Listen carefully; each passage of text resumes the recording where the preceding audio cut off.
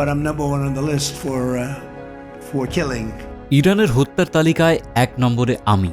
ট্রাম্পের বিস্ফোরক দাবি, নতুন যুদ্ধের শঙ্কা। ভাবুন তো, বিশ্বের সবচেয়ে ক্ষমতাধর দেশের প্রেসিডেন্ট নিজেই বলছেন ইরানের হত্যার তালিকায় আমি 1 নম্বরে। এই এক বক্তব্যেই আন্তর্জাতিক অঙ্গনে শুরু হয়েছে নতুন আলোচনা, নতুন উদ্বেগ। সম্প্রতি ন্যাটো সম্মেলন শেষে সাংবাদিকদের সঙ্গে কথা বলতে গিয়ে মার্কিন প্রেসিডেন্ট ডোনাল্ড ট্রাম্প দাবি করেন ইরানের কথিত কিল লিস্টে তার নাম সবার ওপরে রয়েছে।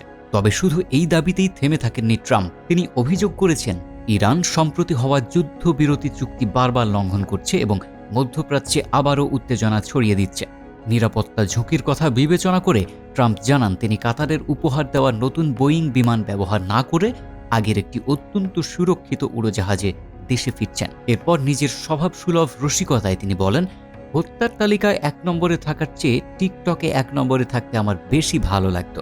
কিন্তু এই হাস্যরসের আড়ালেও রয়েছে ভয়াবহ এক বাস্তবতা। জুন মাসে যুদ্ধবিরতির ঘোষণা এলেও সাম্প্রতিক সময়ে হরমুজ প্রণালীতে বাণিজ্যিক জাহাজে হামলার অভিযোগ ওঠে ইরানের বিরুদ্ধে।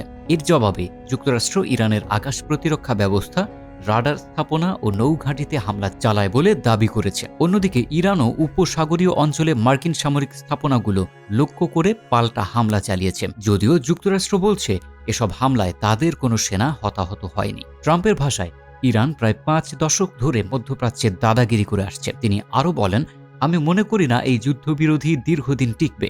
প্রয়োজন হলে যুক্তরাষ্ট্র আবারও সামরিক হামলা চালাবে। এমনকি ট্রাম্প দাবি করেন মার্কিন বাহিনী মাত্র 1 রাতেই ইরানের 28টি নৌযান ধ্বংস করেছে এবং প্রয়োজন হলে আরও কঠোর পদক্ষেপ নেওয়া হবে। সবশেষে তিনি স্পষ্ট ভাষায় বলেন, কোনো অবস্থাতেই ইরানকে পারমাণবিক অস্ত্র অর্জন করতে দেওয়া হবে না। বিশ্লেষকদের মতে ট্রাম্পের এই বক্তব্য শুধু রাজনৈতিক বার্তা নয়, বরং মধ্যপ্রাচ্যের চলমান সংকটকে আরও জটিল করে তুলতে পারে। এখন প্রশ্ন একটাই, এই উত্তেজনা কি নতুন কোনো বড় যুদ্ধের দিকে এগোচ্ছে, নাকি কূটনৈতিক আলোচনার মাধ্যমে পরিস্থিতি আবারও নিয়ন্ত্রণে আসবে? আপনার কি মনে হয়? মন্তব্য করে জানান আপনার মতামত। ভিডিওটি ভালো লাগলে লাইক দিন, শেয়ার করুন এবং আন্তর্জাতিক রাজনীতির সর্বশেষ আপডেট পেতে আমাদের চ্যানেলটি সাবস্ক্রাইব করতে ভুলবেন না।